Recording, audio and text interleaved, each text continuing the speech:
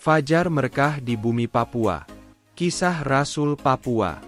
Johann G. Geisler dan Carl William Otto. Fajar Merekah di Bumi Papua. There is a Redeemer Jesus, God's own Son, precious Lamb of God, Messiah Holy One. Satu-satunya alat transportasi saat itu, lewat laut yang ganas. Background Papua. Inilah peta Papua. Suku-suku di Papua.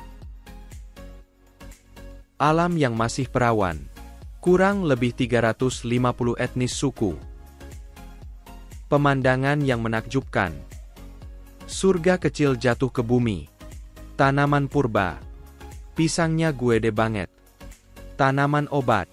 Tumbuhan obat kuat khas Papua, kayu akuai. Ada sekitar 5 jenis kualitas kayu ini, lebih khusus untuk laki-laki dan untuk kesehatan fisik, biasa dibawa dalam perjalanan panjang di hutan dan pegunungan Papua. Papua sangat kaya dan subur. Tanah pertanian, perkebunan sawit, perkebunan sayur, pasar sayur melimpah, sayang penduduknya miskin. Pertambangan di banyak tempat. Kota modern di tengah rimba. Beragam koteka. Setiap suku berbeda ukuran dan ukiran. Masih banyak suku Papua pedalaman belum berpakaian. Banyak yang masih belum tahu berganti pakaian, baru ganti kalau sudah rusak. Ada juga koteka yang besarnya bisa masuk buku Guinness Book of Record. Rumah kaki 1000. Ragam budaya Papua. Jika saudara diberkati dengan tayangan ini, silakan subscribe, like, komen, dan share sebanyak-banyaknya. Terima kasih. Kisah Rasul Papua. Johann G. Geisler dan Carl William Otto. Model pelayanan tent maker, misionaris tukang. Menengok ke belakang, ternyata sejarah pemberitaan Injil di tanah Papua membutuhkan banyak pengorbanan, keringat, air mata dan darah. Inilah sekelumit kisahnya. Gambaran umum tentang Papua pada waktu itu.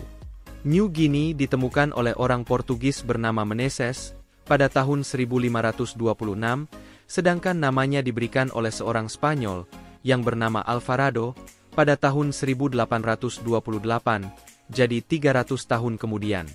Orang Belanda berupaya untuk membuat tempat pemukiman Kolobai di pantai barat yang diberi nama Dubus, bagian selatan Papua, daerah Fak-Fak, sesuai dengan nama komisaris Nederland Hindia waktu itu.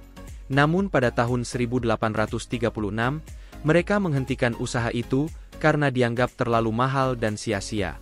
Pada tahun 1847, ada beberapa misionaris Katolik yang bermukim di pantai timur laut. Namun pada tahun 1852, mereka menghentikannya dan pindah ke pulau yang lain. Pemukiman besar pertama di pulau yang besar, kaya dan diberkati ini, barulah terjadi melalui kedua orang misionaris Jerman, Otto dan Geisler, pada tahun 1855. Nama Papua berasal dari kata dalam bahasa Melayu, yaitu Puapua, yang berarti rambut keriting, dan kemudian disingkat menjadi Papua. Orang Papua pada waktu itu sangat curiga terhadap orang asing. Di samping itu, mereka terkenal suka merampok, suka berperang, serta hidup dari berdagang. Rumah-rumah mereka dibangun di atas air untuk melindungi diri dari serangan musuh. Kebanggaan mereka adalah jika berhasil membunuh orang lain, hal itu akan ditandai dengan jumlah bulu sebagai hiasan kepala. Mencuri dan perzinahan dipandang sebagai pelanggaran besar, dan pelakunya akan mendapat hukuman yang berat pula. Seringkali terjadi pembunuhan terhadap bayi-bayi yang baru lahir, dan ada tradisi orang-orang yang sakit keras dikubur hidup-hidup. Sejak abad ke-15 sampai dengan abad ke-16, Papua, New Guinea, pada waktu itu, ada di bawah kekuasaan pemerintahan Sultan Tidore. Namun Sultan Tidore tidak pernah mendirikan pemerintahannya di tanah Papua. Pada tahun 1828, Papua bagian barat adalah jajahan Belanda. Lalu ditempatkanlah aparat pemerintahan Belanda yang berkedudukan di Manokwari. Pada waktu itu, Injil telah diberitakan di tanah Papua selama kurun waktu 43 tahun. Masa persiapan menerima panggilan hidup. Johann Gottlob Geisler saat itu berusia 17 tahun. Dengan bantuan ayahnya, ia belajar pertukangan pada seorang tukang perabot di Berlin, Jerman. Dia suka belajar dan suka menggabungkan diri dalam persekutuan doa muda-mudi yang sedang dimuridkan. Disitulah Johann G. Geisler bertemu dengan banyak teman dan belajar banyak tentang dunia misi. Suatu hari, ia mengikuti pertemuan Zending, misi, yang disponsori oleh Bapak Gosner.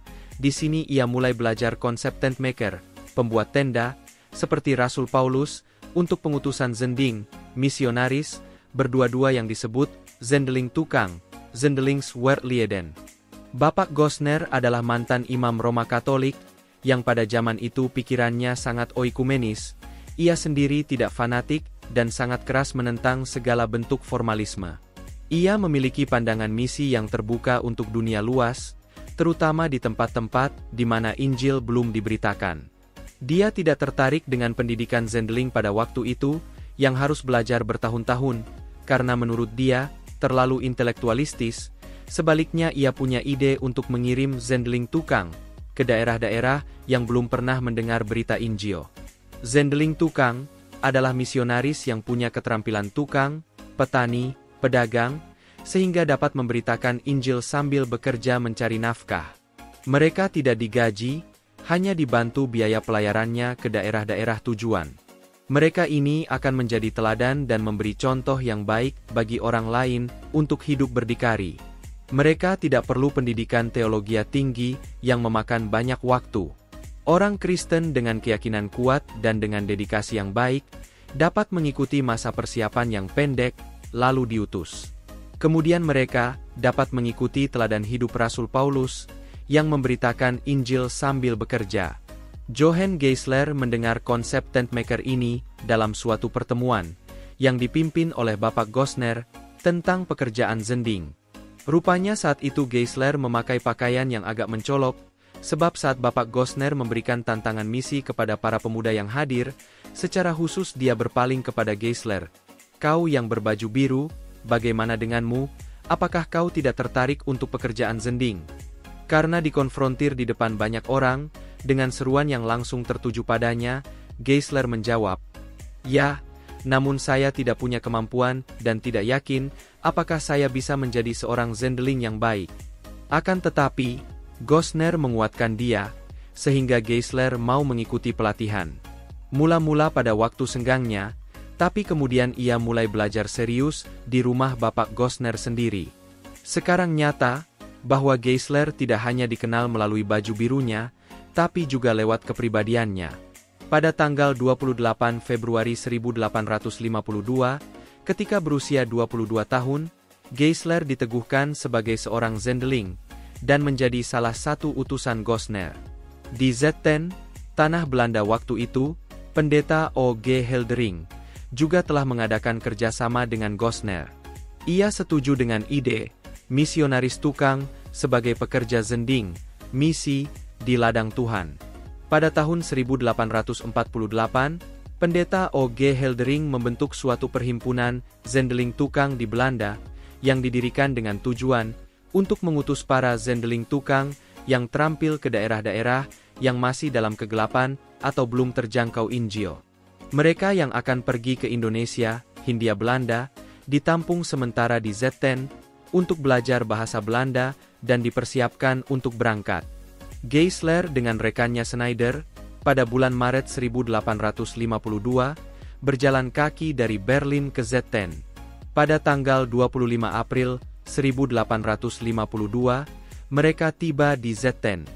Dalam perjalanan, mereka memberitakan Injil, menyanyi, dan mengadakan persekutuan doa. Geisler dan Schneider memperkenalkan lagu Wo findet die Ziele die Heimat, die Ruh, yang menjadi populer di tanah Belanda, dan kemudian diterjemahkan ke dalam bahasa Belanda menjadi Daar Ruist langs de Wolken, segala benua dan langit penuh. Nyanyian rohani, 144.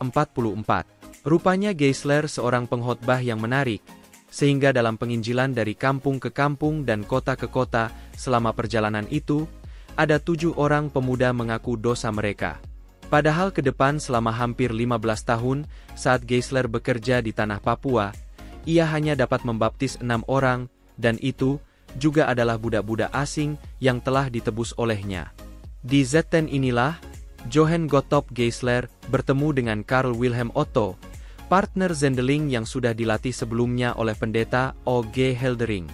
Lewat pergumulan doa, kedua penginjil tersebut sepakat menuju daerah misi tanah Papua, New Guinea, yang pada saat itu masih dikenal sebagai daerah kekuasaan iblis karena gaya hidup penduduknya yang jahat, yakni suka berperang dan saling memakan orang, kanibalisme, perampokan, pengayauan, menguliti kepala musuh, perbudakan dan masih banyak kejahatan lainnya. Tanggal 26 Juni 1852, Geisler bersama teman-temannya berangkat ke Batavia dengan kapal Abel Tasman, melalui Tanjung Pengharapan hingga tiba di Batavia, Jakarta, pada tanggal 7 Oktober 1852. Dari Batavia ke Papua, New Guinea. Perjalanan pertama telah ditempuh dengan berjalan kaki dari Berlin ke Zetten, lalu perjalanan kedua berlayar ke Batavia, Hindia Belanda. Tapi tanah Papua, New Guinea, yang menjadi tujuan utama mereka masih jauh di balik kaki langit.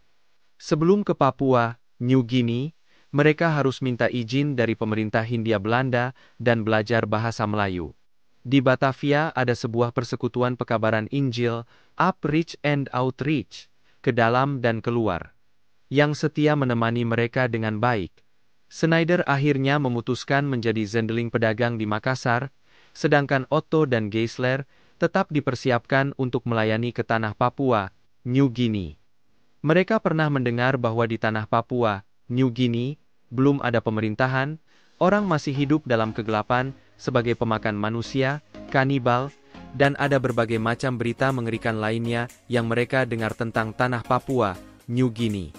Untuk mempersiapkan diri, Otto dan Geisler, selama 1,5 tahun, harus praktek mengajar pada sebuah sekolah rakyat di sekitar Batavia. Akhirnya surat jalan dari pemerintah Belanda keluar juga. Otto dan Geisler sangat bersukacita atas kelanjutan rencana keberangkatan ke Papua.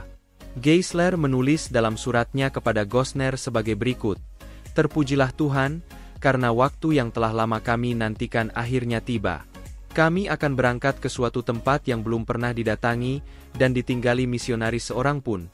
Karenanya kami hanya dapat mengharapkan perlindungan dari Dia yang telah bersabda, 'Aku akan menyertai kamu sampai kepada akhir zaman.'" Matius 28 ayat 20. Perpisahan dilakukan dan mereka meninggalkan Batavia pada tanggal 9 Mei 1854.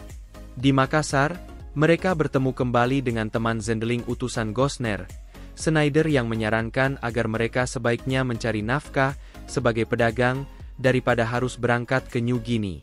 Semakin mendekat ke New Guinea, semakin banyak orang menasihati agar jangan pergi ke sana sebab di sana penduduknya masih liar dan buas. Akhirnya tanggal 30 Mei 1854, mereka tiba di Ternate dan diterima dengan sangat ramah oleh pendeta J.E. Hofecker beserta istri, yang sejak 1833 telah melayani sebagai gembala jemaat Protestan yang kecil di situ. Mereka tinggal bersama di rumahnya.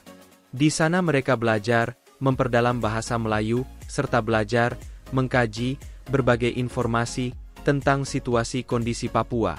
Di Ternate, mereka kembali harus bersabar menunggu selama setengah tahun. Sesudah itu, residen Belanda C. Boscher dari Ternate diharapkan dapat menolong mereka untuk melanjutkan perjalanan ke Papua. Otto dan Geisler mengatakan bahwa mereka tidak dapat ditakut-takuti oleh berita-berita yang mengerikan tentang tanah tujuan.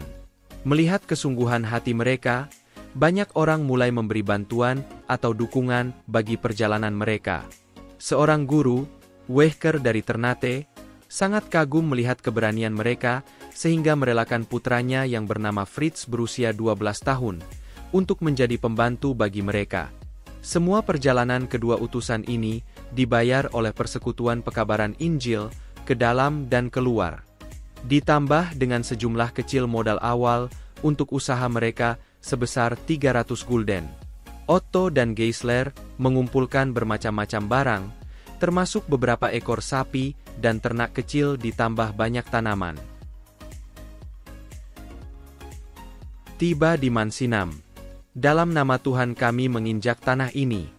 Pada tanggal 12 Januari 1855, mereka bertolak dari dermaga Ternate, menumpang kapal layar Ternate, menuju Pulau Mansinam. Mereka berlayar selama 24 hari. Sampai tanggal 5 Februari 1855, kapal itu berlabuh, membuang sauhnya di depan Pulau Manansbari, Mansinam. Dalam agenda harian, Geisler menulis kepada Gosner, "Anda tidak bisa membayangkan betapa besarnya rasa sukacita kami ketika akhirnya dapat melihat tanah tujuan kami. Minggu pagi Zending Sau dibuang untuk berlabuh di Teluk Doreri. Matahari terbit dengan indahnya, ya semoga matahari yang sebenarnya, yaitu rahmat Tuhan juga menyinari kami dan orang-orang berdosa yang malang itu, yang telah sekian lamanya merana di dalam kegelapan. Semoga Sang Gembala setia mengumpulkan mereka di bawah tongkat gembalaannya yang lembut." Sekoci pertama yang membawa kedua orang penginjil itu ke daratan Mansinam berangkat pada pagi hari. Setelah tiba, mereka masuk ke dalam semak-semak, langsung berlutut dan berdoa. Tindakan yang sama telah mereka lakukan saat berangkat dari Eropa, untuk mencurahkan isi hati mereka. Dalam nama Tuhan kami menginjak tanah ini. Mereka memohon kepada Bapa Surgawi agar diberi kekuatan, hikmat dan terang, untuk dapat memulai misi pemberitaan Injil dengan baik. Mereka datang dengan satu tekad, bahwa Injil Kristus harus disampaikan pada orang Papua. Mereka baru tiba, namun tantangan mulai terasa. Tak ada seorang pun yang menyapa mereka hanya sendirian. Orang Mansinam menganggap kedua zendeling ini berasal dari dunia lain, dunia Aibu, karena warna kulit mereka putih.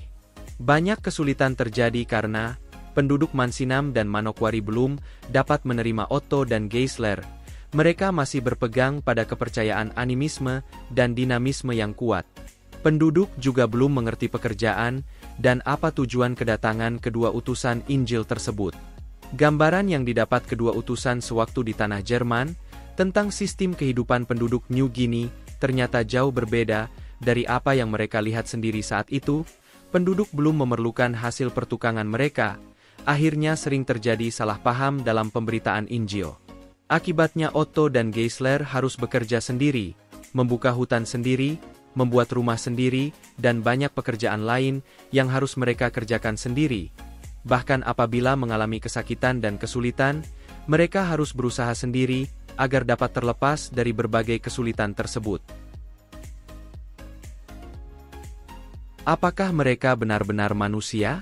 Pada tanggal 5 Februari 1855, C.W. Otto dan rekannya, J.G. Geisler, tiba di Mansinam yang letaknya berhadapan dengan Manokwari di Teluk Dore. Sebagai tempat tinggal sementara, mereka memakai sebuah gubuk gudang batu bara peninggalan para pelaut di tepi pantai. Situasi yang mereka hadapi sangatlah sulit, sementara kapal yang mengantar mereka sudah kembali. Tidak ada orang lain kecuali Fritz yang dapat mereka ajak berbicara. Mereka tidak bisa berkomunikasi dengan penduduk setempat karena kendala bahasa, jadi mereka harus mengurus diri mereka sendiri. Penduduk setempat tidak memahami maksud dan tujuan kedua orang asing ini untuk menetap di Mansinam. Selama ini mereka hanya melihat dan mendengar dari jauh tentang manusia kulit putih, namun sekarang mereka datang dan tinggal bersama mereka. Kedua orang ini juga mempunyai adat istiadat yang berbeda. Apakah mereka benar-benar manusia? Dalam surat pengantar dikatakan Sultan Tidore mengirim mereka sebagai orang yang baik dan datang dengan maksud dan tujuan yang baik. Tetapi hal itu tidak dapat mereka percayai, karena Sultan Tidore sendiri belum pernah melakukan kebaikan terhadap mereka, penduduk Pulau Mansinam, juga pada penduduk Papua umumnya. Bahkan penduduk sudah terbiasa menerima perlakuan buruk dari Sultan Tidore. Setiap tahun mereka dijarah, dan anggota keluarga mereka dijadikan budak. Sebab itu tidaklah mengherankan kalau mereka tidak mempercayai isi surat dari Sultan Tidore dengan segala penjelasannya. Dalam kehidupan sehari-hari, kecurigaan penduduk setempat terhadap Otto dan Geisler sangat nampak, meskipun mereka juga tidak berani menyerang kedua orang asing itu, tetapi di mata mereka, cepat atau lambat kedua orang asing ini harus disingkirkan. Oleh sebab itu Otto dan Geisler harus selalu bersikap waspada. Beberapa saat kemudian, seorang dukun dari pulau itu yang dianggap sebagai orang yang paling tahu segalanya, menjelaskan dan menghasut orang kampung bahwa kedua orang itu adalah orang mati yang bangkit. Jadi tidak ada orang boleh mendekati mereka bila tidak mau terjangkit penyakit dan mengalami kematian. Awal yang sulit dan penuh tantangan. Kedua zendeling itu adalah utusan tukang. Mereka mulai bekerja dengan menanam benih tanaman yang mereka bawa dari Ternate. Untuk pekerjaan bercocok tanam, mereka butuh tanah yang subur, sedangkan Pulau Mansinam tanahnya berbatu dan kurang subur, sehingga mereka memutuskan untuk pergi ke daratan Kwawi, Manokwari. Langkah pertama, mereka harus mencari kayu yang cocok untuk membuat perahu di hutan Pulau Mansinam sebagai sarana transportasi laut untuk menyeberang ke daratan Manokwari, di mana mereka berencana untuk membangun sebuah rumah. Tapi mereka tak berpengalaman dengan jenis-jenis kayu di Papua, juga penduduk Mansinam belum mau menolong mereka. Akibatnya mereka berdua beberapa kali salah memilih jenis kayu, sehingga pekerjaan berminggu-minggu menjadi sia-sia. Geisler menulis, sampai 3 kali kami salah pilih pohon kayu. Yang kami tebang adalah pohon kayu besar, tapi pohon kayu besi yang tidak cocok, karena berat dan akhirnya pecah kena panas matahari, kami hampir tidak berdaya lagi. Tetapi syukurlah, saya melihat sebuah perahu di rumah orang Papua, dan beruntung dapat membelinya dengan harga 12 golden.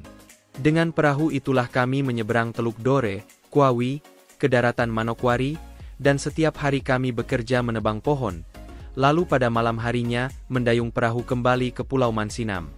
Karena mereka bekerja terlalu keras, dari pagi hingga malam, akhirnya mereka jatuh sakit. Pertama-tama Fritz yang sakit, kemudian Otto sakit terkena radang otak, karena terlalu lama kena panas matahari, sampai hampir meninggal. Menghadapi semua itu, Geisler menulis dalam buku hariannya, "Saya sangat sedih memikirkannya, dan saya berdoa, Tuhan, saya membutuhkan dia, dan orang-orang kafir ini juga membutuhkan dia. Demi kerajaan-Mu, pulihkanlah dia kembali, ya Tuhan." Dan Tuhan yang Maha Besar, mendengar seruan doa hambanya, sehingga akhirnya, Otto boleh menjadi sembuh. Tak lama kemudian, ganti Geisler yang kena giliran sakit. Tamu yang jahat, itu namanya demam malaria. Dia juga punya luka borok, abses, di kakinya, yang sangat menyakitkan dan membahayakan jiwanya. Otto juga kembali sakit, terkena radang otak. Demikianlah mereka berdua terbaring dalam kesakitan, lemah dan tanpa pertolongan apapun di gubuk mereka di Mansinam. Akhirnya, penduduk Mansinam mulai sadar, bahwa kedua orang ini tidak membahayakan mereka, kendati demikian, mereka tidak menolong, acuh dan tanpa perasaan terhadap Otto dan Geisler. Ada beberapa orang penduduk sempat datang menengok ke dalam gubuk, tetapi mereka hanya duduk-duduk saja, hanya melihat Otto dan Geisler yang kesakitan selama berjam-jam, tanpa menolong sedikit pun. Tidak ada tangan yang diulurkan untuk memberikan segelas air. Untunglah Geisler membawa obat kinina, sehingga malarianya mereda, tapi kondisi boroknya semakin memburuk. Geisler menulis, "Sesudah demam malaria meninggalkan saya, dan untuk pertama kalinya saya dapat keluar gubuk, saya merasakan kesakitan di kaki kiri saya, ternyata borok itu semakin besar dan memerah, akhirnya saya tidak dapat meninggalkan tempat tidur. Saya mengalami kesakitan luar biasa, sehingga saya berteriak dan terus merintih sambil berdoa kepada Tuhan yang menjanjikan, 'Mintalah, carilah dan ketuklah.' Meskipun kami tidak mempunyai harapan jalan keluar dari penderitaan ini, tetapi tetaplah benar apa yang Tuhan katakan. Tidak ada hal yang mustahil bagi mereka yang percaya." Akhirnya, datanglah pertolongan yang mereka harapkan. Tanpa terduga sebuah kapal uap datang ke Mansinam, sehingga saya bisa diselamatkan. Mereka katakan saya harus kembali ke Ternate. Tetapi keputusan ini sangatlah berat bagi saya. Beberapa tuan besar di atas kapal tersebut termasuk dokter kapal, berusaha untuk meyakinkan saya, tetapi sia-sia karena saya masih tetap mau bertahan di Mansinam. Akhirnya, Residen Belanda sendiri mengirim pesan sampai ke tempat tidur saya dan mengatakan, "Saya memberikan kebebasan kepada Anda untuk datang ke tanah Papua dan untuk berusaha hidup, tetapi karena saya mendapat berita bahwa Anda dalam keadaan kritis, hampir mati, maka saya hanya dapat mengatakan Anda sebaiknya harus kembali dulu." Demikianlah akhirnya, saya menyerah dan ikut ke Ternate. Di Ternate, J.G. Geisler mendapat perawatan dan akhirnya sembuh, tetapi harus menunggu kapal selama sekitar 10 bulan untuk bisa kembali ke Mansinam. Sementara itu, C.W. Otto dengan Fritz tinggal sendirian di Pulau Mansinam. Walaupun kadang diserang demam malaria, tapi mereka selalu memperoleh kekuatan, semangat, keberanian, tenaga, dan keteguhan hati pada visinya. Untuk mengatasi kesepian, Otto mengintensifkan hubungan dengan para penduduk, terutama melalui imbal dagang. Otto membeli hasil-hasil kerja penduduk berupa kacang-kacangan, ikan, burung cendrawasih, kerang, teripang, perisai senjata tradisional, lalu dijual kepada saudagar dari kapal Van Duivenbode. Uang dari hasil penjualan tersebut digunakan untuk belanja kebutuhan pokok sehari-hari dan obat-obatan. Pada tanggal 12 Januari 1856, Geisler berangkat dengan kapal kembali ke Pulau Mansinam, disertai beberapa tukang kayu untuk membangun rumah misi di sana. Kebiasaan penduduk Mansinam yang jahat. Para Zending mulai menghadapi tantangan kekafiran, pemujaan patung-patung, disertai pesta-pesta pemujaan untuk roh orang mati dan sebagainya, di mana lagu-lagu ritual penduduk dinyanyikan pada waktu malam terang bulan sepanjang pantai. Ini harus dihentikan, dan sebagai langkah awal, Geisler memutuskan tidak mau membeli barang dari penduduk pada hari Minggu, kecuali mereka yang datang minta obat, tetap dilayani dengan catatan, mengikuti kebaktian gereja dulu. Otto dan Geisler mulai mengajar penduduk setempat tentang iman datang dari pendengaran. Geisler dalam khotbahnya, dengan keras melarang penyembahan berhala, dan pendirian tempat-tempat pemujaan roh, rumsram, ataupun memiliki benda-benda sakral, patung-patung dan jimat, yang tidak ada gunanya. Namun penduduk tidak mudah menerimanya, kata mereka, roh-roh orang mati, rumah iblis, patung-patung itu hanya orang asing saja yang tidak mempercayainya.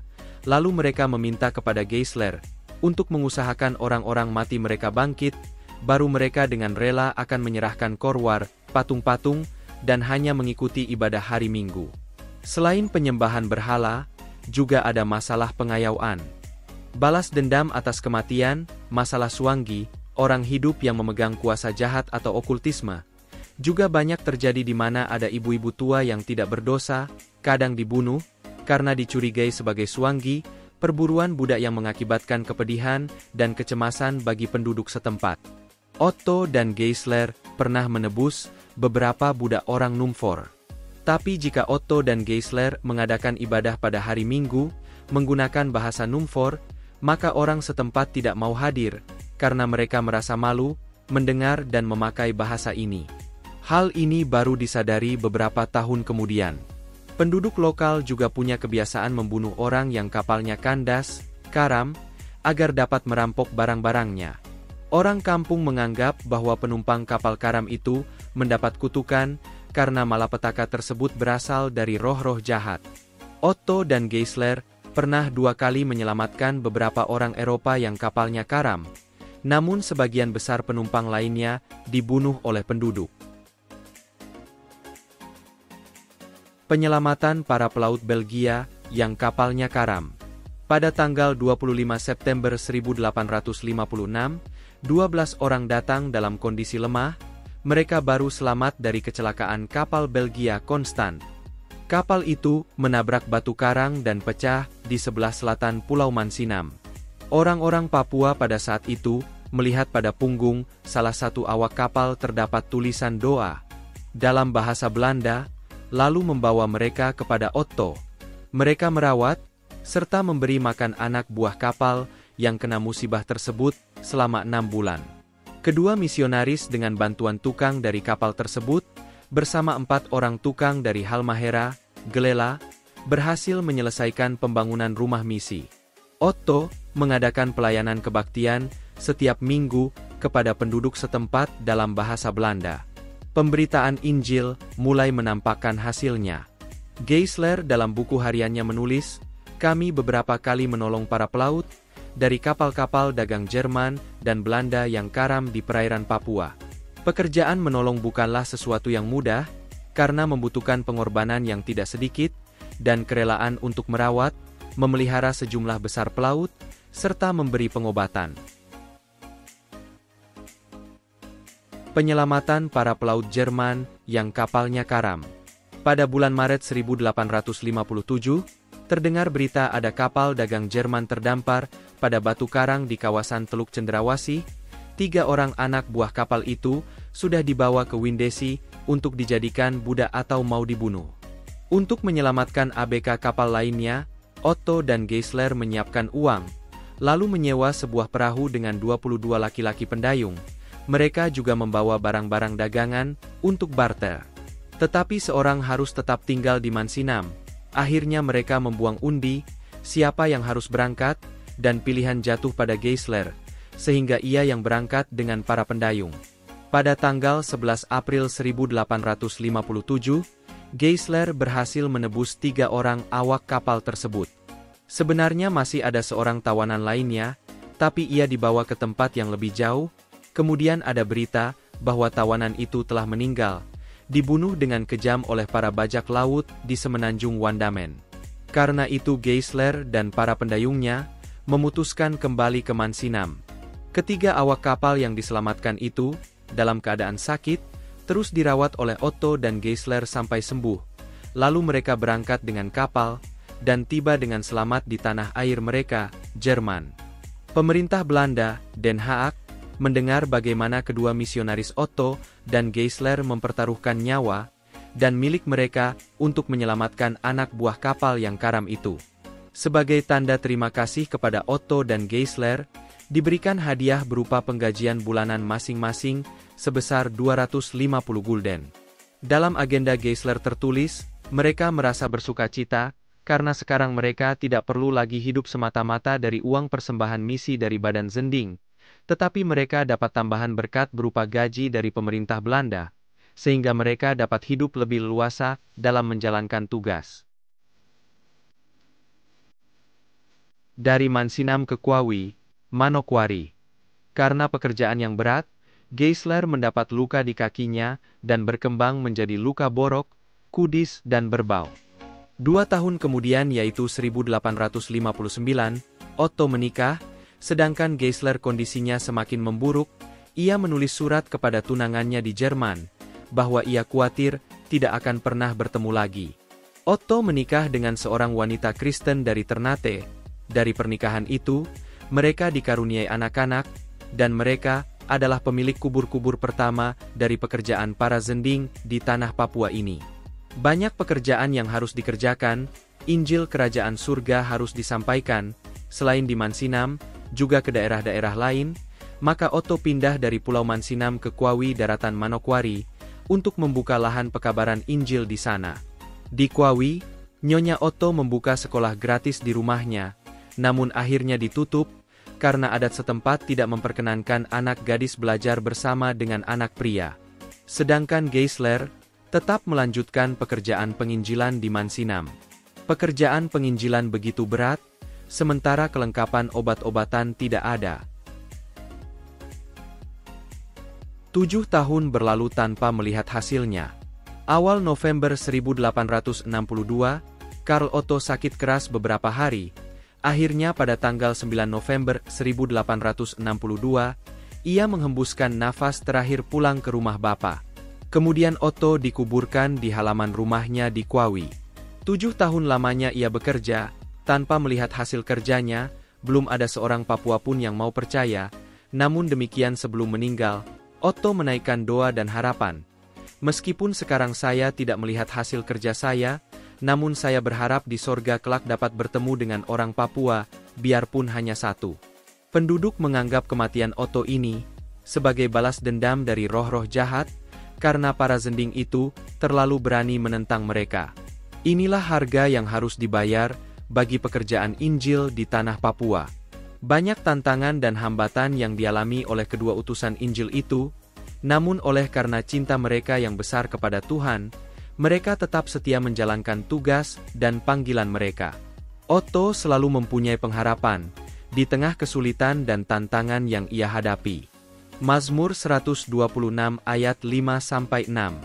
Pengharapan hidup dan kerjanya itu tertulis dengan indah di atas nisannya di Kwawi, yang berbunyi, "Berbahagialah orang yang percaya meskipun tiada nampak." Yohanes 20 ayat 29b. Kiranya Rasul yang setia itu namanya terpahat dengan tinta emas dalam buku kehidupan di hadapan tahta Tuhan. Dan buat kita yang masih hidup, Otto memang telah pergi mendahului kita, tapi api misi itu ditinggalkannya bagi kita sebagai penerus obor kebenaran, untuk diberitakan pada anak-anak dan saudara-saudara kita yang belum mengenal Sang Juru Selamat.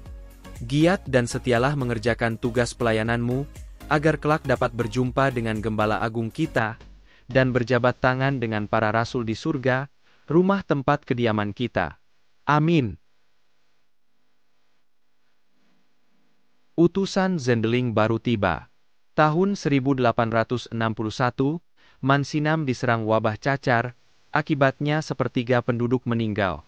Geisler dalam khotbahnya menjelaskan bahwa ini adalah suatu hukuman dari Tuhan, karena orang Mansinam tidak mau mendengar Injil. Namun penduduk tetap tidak peduli, dan tak mau mendengarkannya. Mereka anggap bahwa itu adalah pembalasan dendam roh nenek moyang. Jadi mereka harus mendirikan Rumsram, rumah untuk menyembah berhala mereka, dan membuat patung-patung roh lagi.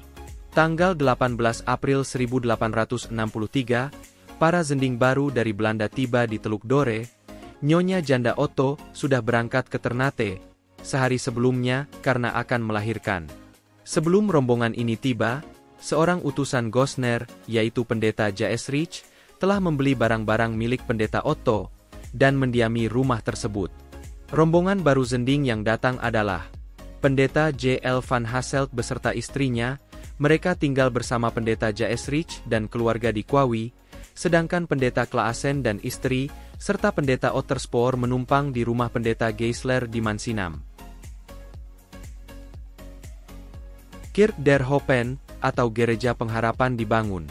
Tahun 1864, terjadi gempa bumi yang hebat, kampung dan rumah-rumah para zending rusak, terpaksa para zending harus tinggal di pondok-pondok darurat, sehingga semuanya jatuh sakit.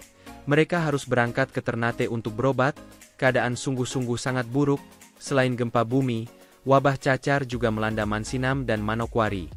Karena itu pekerjaan misi ini harus dihentikan sementara, namun Geisler memilih tetap bertahan walaupun kadang ia juga ragu. Apakah orang Papua masih mau menerima Injil? Dalam krisis tahun 1864 itu, ia mulai membangun gereja yang dinamakan Kirk der Hopen, Gereja Pengharapan. Gereja ini total dapat menampung 300 orang, walaupun saat itu orang yang datang ke gereja di hari Minggu paling banyak hanya 30 orang saja. Ketika gedung itu hampir selesai, datanglah angin dan badai yang menghancurkan dinding beserta setengah atapnya. Bahkan peristiwa ini hampir saja merenggut nyawa Geisler. Dapatkah saudara pendengar merasakan kekecewaan yang dialami Geisler atas musibah dan keadaan yang hampir tak ada harapan bagi pekerjaan Injil mula-mula di Papua? Bukan itu saja, ada banyak komentar yang dapat melemahkan semangat sang penginjil, namun Geisler berketetapan hati untuk terus membangun gedung itu sampai selesai dengan baik. Tahun 1861 sampai 1864 adalah masa-masa yang paling sulit bagi perkembangan penginjilan di Papua. Berbagai macam penyakit dan wabah terjadi seperti malaria, tipus, cacar, dan lain-lain, juga bencana alam seperti gempa bumi, badai dan angin keras, ditambah pemberontakan penduduk terhadap ajaran para zending. Penduduk juga bereaksi karena ada kabar Geisler akan cuti. Kapal akan tiba di Teluk Dore 3 bulan lagi. Mereka meneruskan rencana untuk mendirikan Rumsram, kuil-kuil pemujaan atau rumah iblis, dan mendirikan patung-patung pemujaan. Aku akan kembali secepatnya. Dalam suratnya yang terakhir dari New Guinea Barat, Geisler meratapi kedegilan dan kedurhakaan penduduk Mansinam. Hatiku berdarah, dan sedih bila kulihat bagaimana penduduk Mansinam mencela dan menginjak-injak Injil yang telah mereka dengar selama 14 tahun. Mereka seolah-olah telah bersepakat untuk mengeraskan hati dengan adat istiadat kunonya yang penuh dosa itu. Apakah Geisler putus asa? Karena setelah bekerja 15 tahun, ia akan cuti ke tanah airnya di Jerman. Nampaknya demikian, tetapi dari Ternate, ternyata dia menulis, "Aku ingin kembali ke Papua New Guinea lagi daripada ke Jerman." Dalam suratnya terakhir dari pelabuhan Saint Helena, di sebelah barat Afrika Tengah, Geisler menulis, "Aku tidak bermaksud untuk tinggal lama di Eropa, aku akan kembali secepatnya." Namun rencana itu tidak pernah terwujud. Setibanya di tanah Belanda, ia berkunjung ke Utrecht, markas Badan Pengurus Zending, UZV, yang telah mendukung pekerjaannya yang melelahkan di tanah New Guinea. Dengan penuh rasa haru dan air mata, mereka memberinya penghargaan dan menyebutnya sebagai Rasul New Guinea. Namun ia tidak punya kesempatan untuk membicarakan perkembangan selanjutnya pekabaran Injil di tanah New Guinea. Dalam perjalanannya menuju kampung orang tuanya, Geisler mampir ke rumah kakaknya di Siegen, Westfalen, dan di tempat ini Geisler terkena penyakit batuk kering, yang dalam waktu singkat merenggut nyawanya. Hanya beberapa hari sebelum ia berjumpa dengan orang tuanya yang sudah lanjut usia, yang selama 18 tahun telah berpisah dengannya. Pada tanggal 11 Juni 1870, sang Rasul Papua meninggal dunia, dan di atas kuburnya diletakkan sebuah batu dengan tulisan, JGG, karena pasti tidak ada cukup uang untuk memahat nama lengkapnya pada nisan yang baik, namun orang Kristen Papua dari hasil kerja kerasnya di tanah Papua percaya bahwa namanya tertulis lengkap dalam kitab kehidupan, Johann Gottlob Geisler. Masa perbaikan dan penaburan benih Injil dimulai tahun 1863. Masa perbaikan dan penaburan benih Injil ini diawali dengan meninggalnya Karl Otto pada tanggal 9 November 1862. Nyonya Otto meninggalkan Mansinam, menuju Ternate tanggal 17 April 1863, karena hendak bersalin dengan kapal milik Tuan Dui Venbud. Utusan Zending berikutnya dari Badan Zending UZV, Utrechtse Zendingsvereniging, Belanda tiba dengan kapal De Virgo, di Teluk Dore Manokwari, tanggal 18 April 1863, berangkat dari Ternate tanggal 23 Maret. Rombongan UZV itu terdiri dari J.L. van Hasselt, Pendeta Klaassen, dan Pendeta Otterspoor. Para zendeling yang baru datang ini juga telah dilengkapi dengan pengetahuan pertukangan dan dengan latar belakang teologi yang baik. Pendeta J.S. Rich telah belajar bahasa Numfor untuk membantu Geisler dalam ibadah-ibadah dan katekisasi harian di Mansinam dan Kwawi, Manokwari. Di kemudian hari, diutus lagi seorang zendeling tukang kayu, yaitu G.L. Bing, untuk membangun rumah-rumah pendeta, gereja, dan untuk mengajar penduduk tentang teknik pertukangan dengan menggunakan alat-alat. Kemudian ia diangkat menjadi pendeta, karena kerja dan kesetiaannya. Salah satu karyanya adalah rumah gereja Betel di Mansinam, bersebelahan dengan gereja Lahai Roi, sekarang tinggal puing. Pendeta G.L. Bing meninggal bersama istri dan beberapa putranya di Pulau Roon.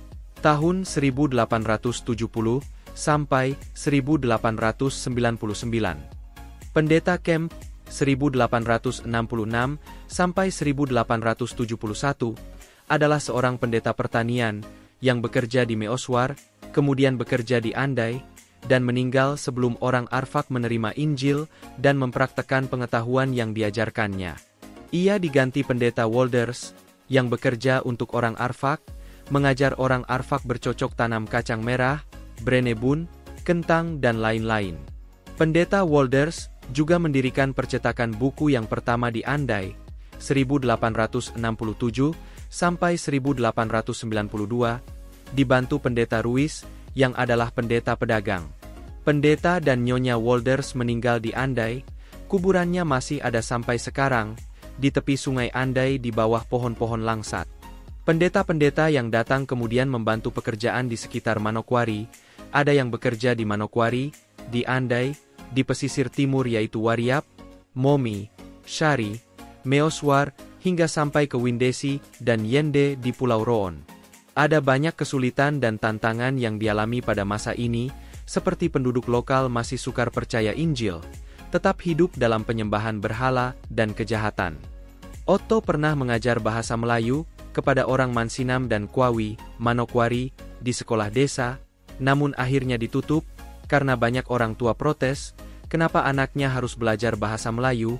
Mereka berpikir kalau anak-anak mereka dapat berbicara dalam bahasa Melayu, mereka akan disuruh para pendeta untuk mengantar surat ke kapal-kapal yang masuk di Teluk Dore, dan ini berbahaya, karena anak-anak mereka akan gampang dilarikan ke Ternate dan dijadikan budak.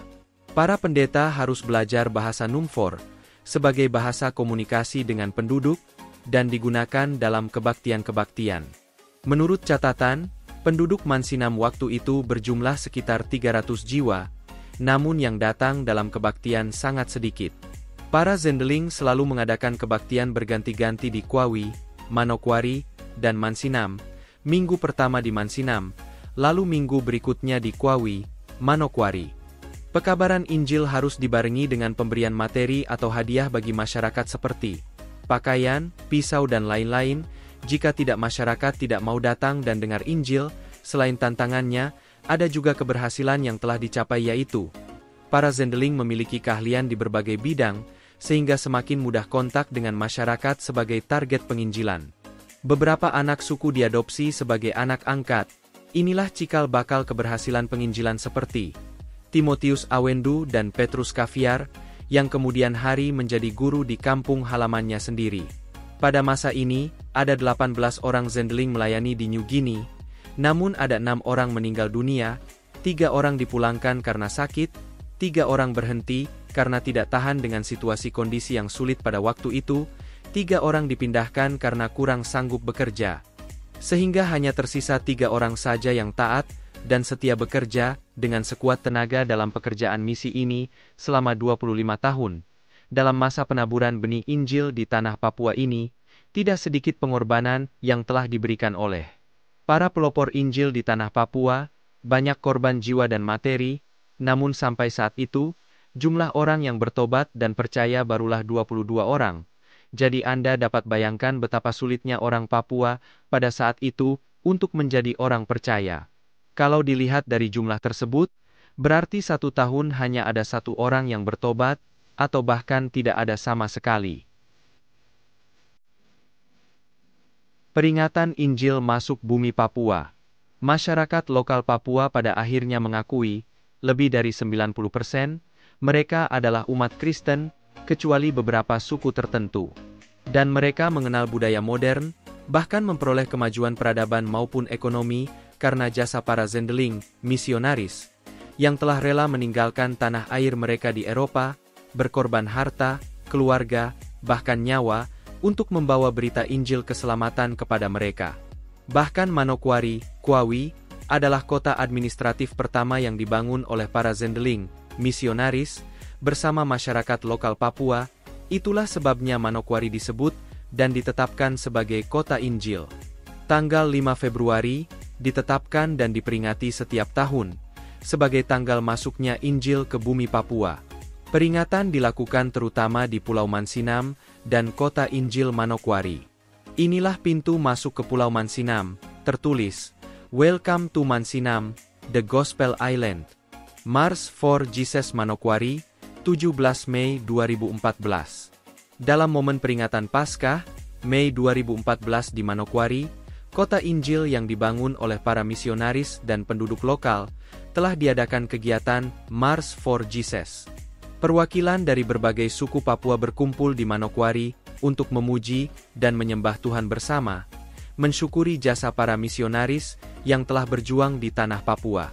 Inilah satu hari di mana kita bisa mengagungkan nama Yesus secara terbuka. Inilah satu hari untuk mengubah dunia. Apa itu Mars for Jesus yang dilakukan di seluruh penjuru dunia? Berbaris bagi Yesus dilakukan oleh banyak gereja di puluhan negara di dunia, dari barat sampai ke timur. Berbaris bagi Yesus di Brazil, dilakukan dengan memasukkan nama Yesus pada bendera Brazil. Inilah waktunya gereja Tuhan bersatu sesuai doa Yesus. Inilah waktunya gereja Tuhan berdoa syafaat, standing in the gap bagi bangsanya. Inilah waktunya untuk menyelesaikan amanat agung. Berbaris bagi Yesus di Caracas, Venezuela. Inilah waktunya gereja Tuhan memberkati masyarakat. Inilah berbaris bagi Yesus di Nagoya, Jepang, yang baru dilakukan oleh masyarakat Kristen pada tahun 2014. Berbaris bagi Yesus di Amerika telah dikembangkan menjadi perjuangan membela kehidupan, anti-aborsi. Berbaris bagi Yesus di Amerika berkembang menjadi March for Life, diikuti oleh generasi muda pro-life. Berbaris bagi Yesus juga mulai dilakukan di beberapa daerah Indonesia seperti di Soe, diikuti ribuan umat Kristen. March for Jesus di Soe, NTT. Berbaris bagi Yesus di Jayapura. Inilah waktunya gereja Tuhan menjadi penuai jiwa. Logo March for Jesus yang dikenal di seluruh dunia. March for Jesus di Manokwari, Sabtu 17 Mei 2014. Dan sekarang berbaris bagi Yesus juga terjadi di Manokwari pada tanggal 17 Mei 2014. Panitia akan segera memulai pawai damai ini. Pendeta Shirley Parinusa pimpinan PGGP sedang bersiap-siap. Bupati memulai dengan sambutan singkat, lalu doa bersama lalu pelepasan balon. Detik-detik pelepasan balon sebagai simbol perdamaian. Penduduk Papua terdiri dari lebih 350 suku. Masih ada yang primitif di hutan-hutan. Inilah pakaian adat mereka. Ada yang bilang kalau barisan warga Papua dengan pakaian alami ini, secara khusus datang dari Nabire. Inilah barisan warga Papua dari beragam suku, dengan pakaian adat, tombak dan panah mereka. Bangsa-bangsa yang dahulu tinggal dalam kegelapan, sekarang boleh mengenal terang dunia. Mereka ini asli masih anak rimba, tidak kenal sekolah, tapi sejak kecil sudah bermain tombak dan panah. Di tengah jalan mereka melakukan tarian perang, sehingga penonton lari berhamburan mengira itu betulan. Jika terjadi perang suku, selalu ada wanita berjalan di depan, sambil memakai noken, tas kepala, berisi perbekalan. Inilah momen menakutkan, saat mereka memperagakan tarian perang antar suku, karena tampak betulan, banyak penonton lari berhamburan. Di sini kita bisa membayangkan, betapa berani dan besarnya pengorbanan para misionaris terdahulu, dalam usaha memberitakan Injil pada mereka. Ada juga pakaian tradisional, dengan corak cerah meriah, seperti kelompok ini. Yang ini pasti sudah terkontaminasi budaya luar, karena di pedalaman, pasti tidak ada toko kacamata, hahaha. Masuk ke tengah barisan lalu ambil foto. Gereja-gereja di Manokwari mengirim tim, untuk ikut memeriahkan pawai damai berbaris bagi Yesus ini. Kelompok ini mempresentasikan kebutuhan Papua akan kaum profesi seperti guru, hakim, insinyur teknik, dan lain-lain. Acara ini diikuti lebih dari 140 kontingen, cukup panjang dan lama, semuanya dengan kreasinya masing-masing.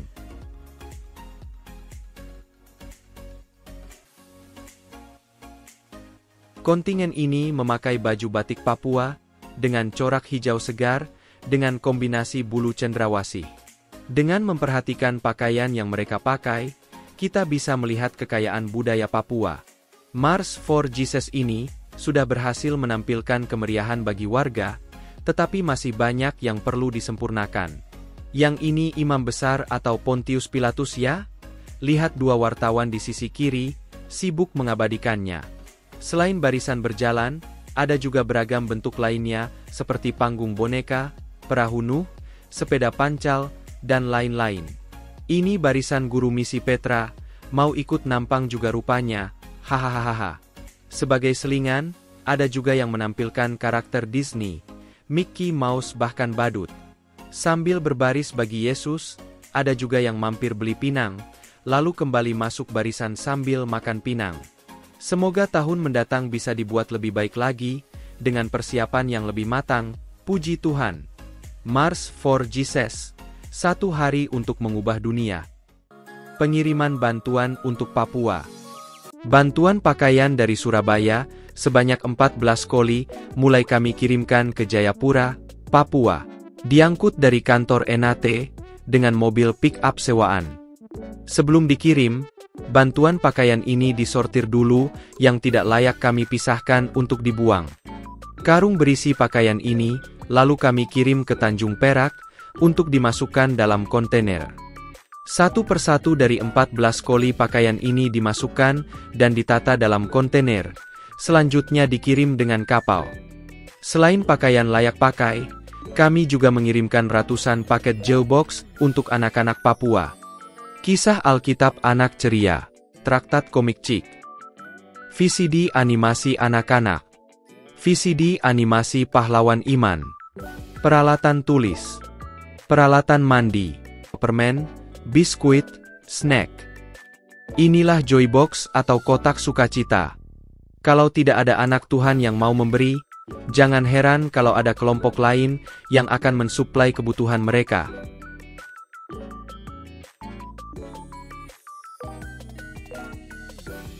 Kami sudah mengirimkan 400 paket Jailbox untuk anak-anak Papua, berisi kisah Alkitab Anak Ceria, traktat komik, VCD animasi anak, buku tulis, pensil, ballpoint, penghapus, rautan, sabun, shampoo, sikat gigi, pasta gigi, permen atau snack. Joybox 400 paket. Maukah gereja atau persekutuan doa atau saudara berkorban untuk masa depan anak Papua? Dukungan dana. Dukungan dana untuk pelayanan Papua dapat disalurkan ke Dompet Nafiri Kehidupan, BCA 555 033 2436. Atas nama Heru Chandra Mulia. Kode Papua. Question and reply. Hubungi PIC Kak Linda. Nomor WA 081 759 1948. Together we as body of Christ do the work of God until He come. Love Papua, do something now. Pemutaran film layar lebar End of the Spear. Hubungi PIC Kak Linda. Nomor WA 081 759 1948. Sebab kitalah tangan-tangan Kristus untuk menyatakan kasih Allah pada dunia. Divisi YPI NAT, Jalan Kedung Doro 82 EF, Surabaya. Hubungi PIC Kak Linda. Nomor WA 081 759 1948. Dukung dan doakan. Kami ingin mengajak gereja Tuhan agar kembali fokus pada pelayanan misi dan memberitakan Injil sampai Tuhan Yesus datang kembali. Raising Generation Movement Save the Youth. Dari pergaulan bebas, kehamilan tak dikehendaki, aborsi, roh bunuh diri, HIV/AIDS, LGBT, pornografi, narkoba, miras, dan dampak sosial media. Ring of Covenant. Cincin, perjanjian hidup kudus, untuk dipakai kaum muda sampai dengan pernikahan kudus di hadapan Tuhan. Ini cincin perjanjianku, mana cincin perjanjianmu? Joybox, atau kotak sukacita. Berupa sumbangan materi Alkitab, buku rohani, traktat, peralatan tulis, peralatan mandi, pakaian layak pakai, sepatu sandal, snack, dana, dan lain-lain, untuk mendukung pelayanan para guru misi di pedalaman. Adopsi misionaris. Butuh 60 donatur tetap, add Rp1.000.000 per bulan, untuk mengadopsi 15 guru misi Papua, agar mereka bisa melayani dengan baik dan setia di pedalaman.